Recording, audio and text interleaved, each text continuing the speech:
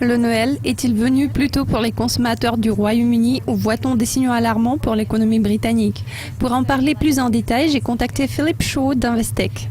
Philip, le marché du pétrole est une préoccupation majeure du monde entier en ce moment. Il a également contribué à pousser l'inflation britannique à son plus bas sur 12 ans selon les statistiques officielles.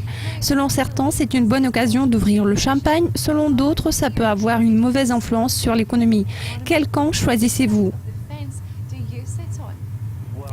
Dans le contexte économique actuel, les prix du pétrole et de l'énergie représentent une arme à double tranchant. En ce qui concerne le Royaume-Uni, je pense que les prix bas du pétrole et de l'énergie sont une chose positive pour la croissance britannique. Pourtant, le risque apparent, c'est la déflation.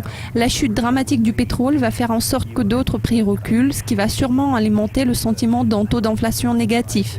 Ça va être une situation assez dangereuse, mais dans le cas du Royaume-Uni, je crois que nous sommes à l'abri.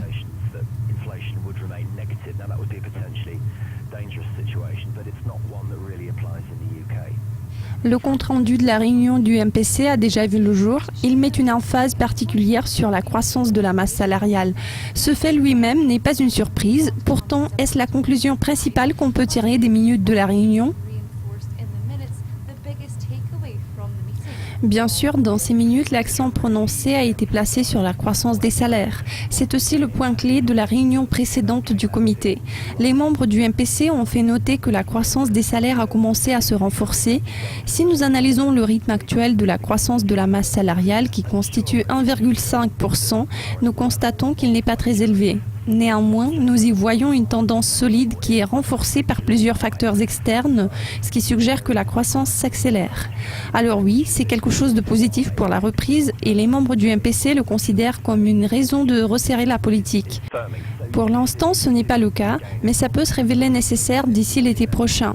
Au fur et à mesure de la croissance de la masse salariale, le MPC s'apprête à relever les taux.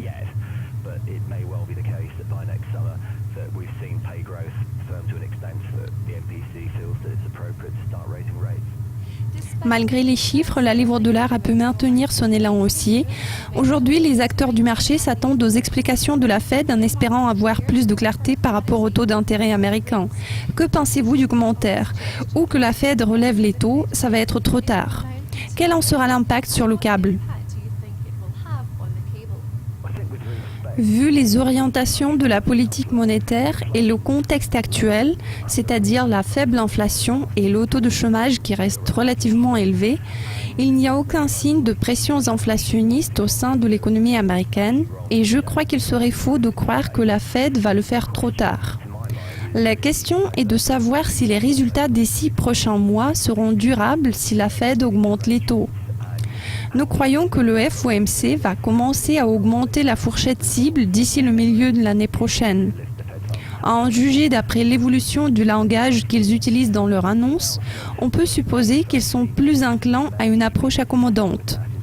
Pour ce qui concerne nos prévisions par rapport au taux de cotation du câble, c'est un peu compliqué car plusieurs facteurs influents entrent en jeu ici.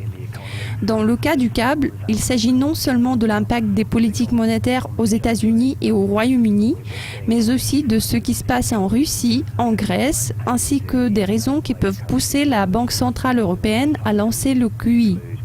À en juger d'après les développements des quelques dernières semaines avant le Nouvel An, la position est haussière sur le dollar à moyen terme et nous serions surpris de voir le câble passer en dessous de la marque d'1,50 en 2015.